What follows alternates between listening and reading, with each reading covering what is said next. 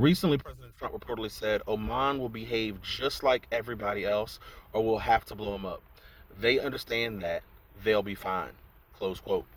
Now, besides the fact that if you blow them up, they will not be fine, let's focus on the context in which these comments were made.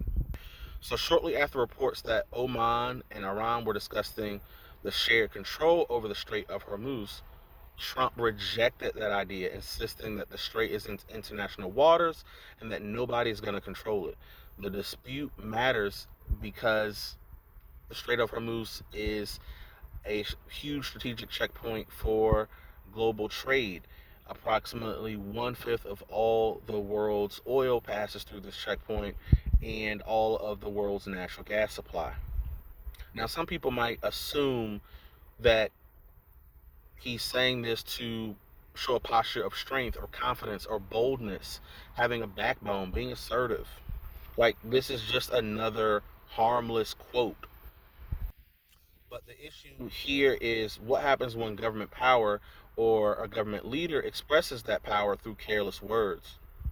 Because a reckless comment like this from a national leader can move global markets, unsettle allies, provoke enemies, create concerns for military and their families, and they shape how the world understands a nation's intentions.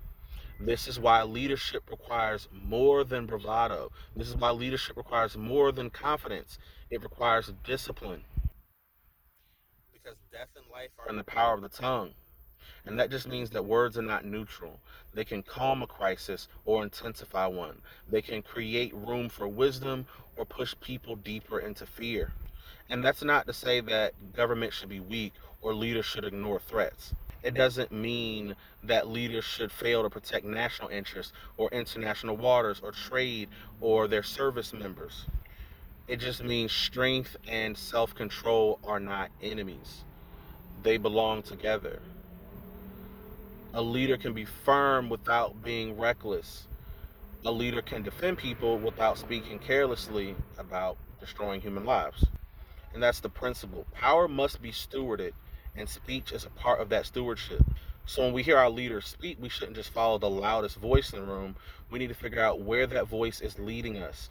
Are those words serving people? Are those words protecting life? Are those words creating wisdom? Or are those words escalating fear? Because government and our leaders are not supposed to rule through fear, but our government and our leaders are supposed to serve us through wisdom. And that wisdom uses its power to protect the lives of people rather than destroy them.